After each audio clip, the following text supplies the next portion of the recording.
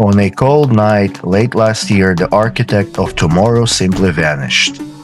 Elias locked down his smart apartment from the inside, severing all external connections. By morning, the only thing left was an empty chair and a digital ghost. When Detective Miller reached the penthouse, she found no signs of a struggle. The only clue was a wiped server console locked behind biometric security. But behind the drywall, she uncovered a secret that was not on any architectural floor plan. The false wall collapsed, exposing cavernous jagged void hidden beneath the city. Miller sprinted into the labyrinth of data, racing against the remote wipe command.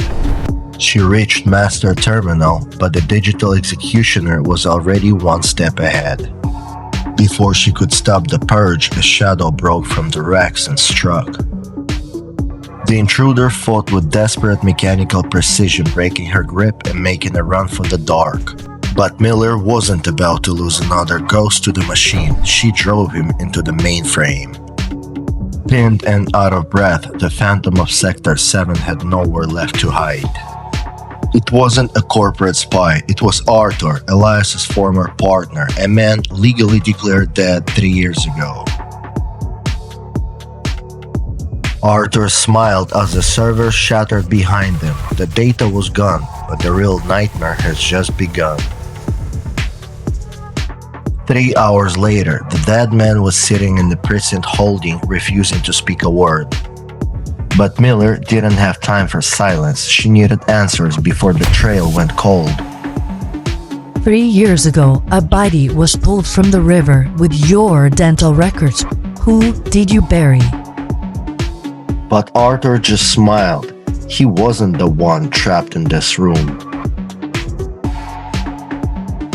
He didn't speak. Instead, he reached forward and hit play on Miller's own recorder. The voice that echoed from the speaker wasn't Arthur's, it was Elias. If you are hearing this, Arthur found the back door. He's locking me in. The timeline was entirely wrong. Elias wasn't hiding. He was trapped.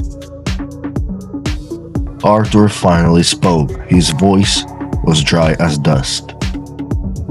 You are asking the wrong question, Detective. He's already dead. If Elias was dead, Miller needed to know who they pulled out of the river 3 years ago. She bypassed the chain of command, heading straight for the cold storage. The records stated Arthur drowned in 2023. The bones were supposed to prove it. The coroner had re-examined the remains and the dental records matched. But under ultraviolet light, Vance found an anomaly the original autopsy missed. A titanium reconstructive plate installed after a car accident, but Arthur never had an accident. The man in the interrogation room was not Arthur. The man upstairs was a surgical imposter. Miller tore up the stairs, but she was already playing catch-up to a ghost. The interrogation room was empty. The imposter had shattered the one-way mirror. He moved with a terrifying speed, tearing through the precinct bullpen like a force of nature. 3 armed officers tried to stop him. None of them lasted more than 2 seconds. Miller finally caught up to him, weapon drawn and safety off. Instead of surrendering, the imposter chose a 12-story drop into a freezing night. A 12-story fall should have pulverized him. Instead, he simply crashed the squad car and kept running. Miller commandeered the cruiser, turning the narrow alleys into a high-speed demolition derby. He moved like a machine, calculating every trajectory perfectly to evade her. He didn't just run, he shattered every obstacle in his path with impossible strength. Miller drew her weapon, sliding into firing position as the station suddenly rumbled. The express train tore through the station, erecting a wall of solid steel and fire between them. When the dust settled, the imposter was gone, but he left a terrifying piece of himself behind. The machine wasn't dead, it was an active failsafe. Miller unloaded her weapon into the chassis, but the arm's core was already critical.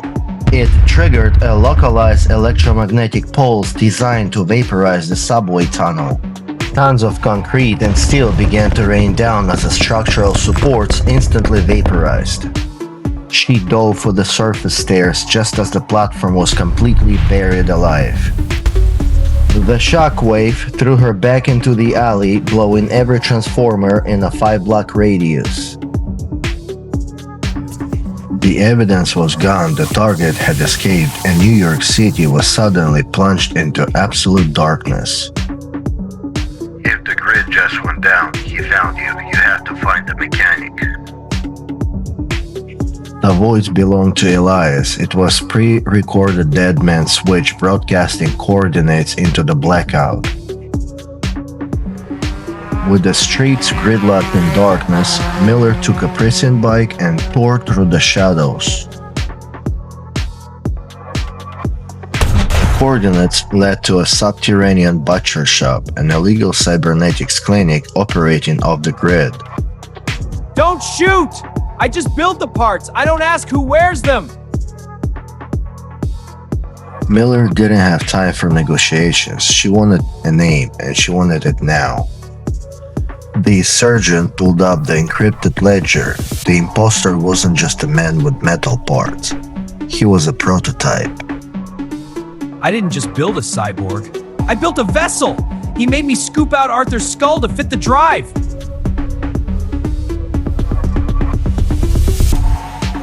Elias didn't vanish. He sacrificed his physical body to download his consciousness into an immortal machine. The man Miller had been chasing wasn't a hitman. She was chasing Elias himself. He caused the blackout to unlock the central node. He's going to broadcast himself into the internet. But tracking the radio signal was child's play for a walking supercomputer. You always talk too much, Silas. I'm shutting your system down. Bullets couldn't stop a machine driven by a ghost. Miller's only option was to survive.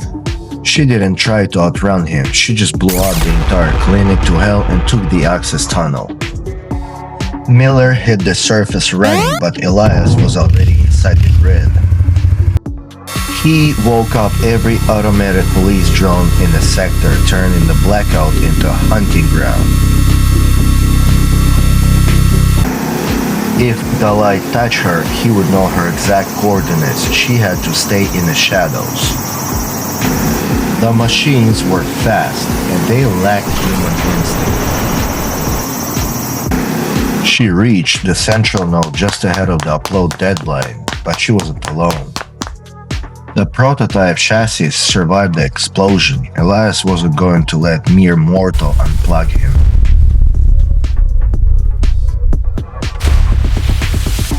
You can't lock out a god, Miller.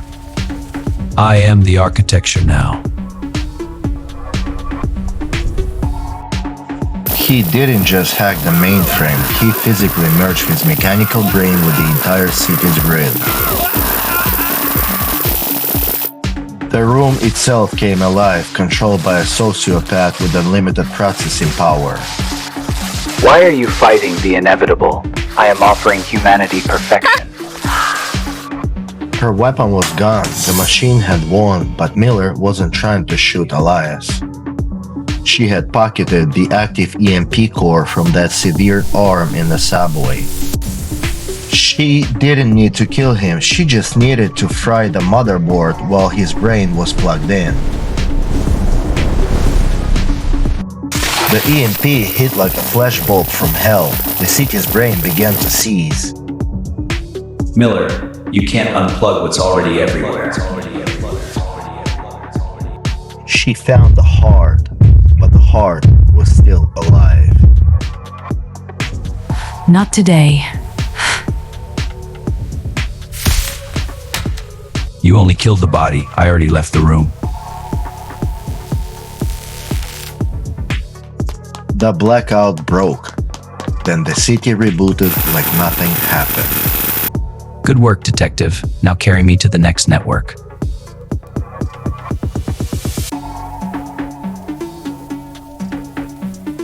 She couldn't take the drive back to the precinct. If she plugged it in, the entire NYPD network would belong to him. She needed absolute zero tech. She needed the furnace. Only molten steel could permanently erase a cybernetic ghost. Miller, stop. I can give you the blueprint to perfection. Don't do this. Even inside the brick, he was broadcasting locally, hijacking the Foundry's automated systems. The facility turned into a kill box. She had to reach the Crucible catwalk before he crushed her.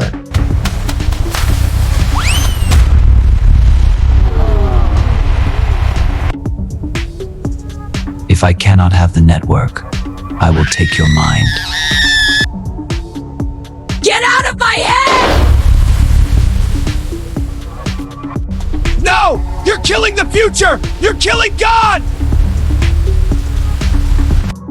The ghost in the machine was finally dragged into hell.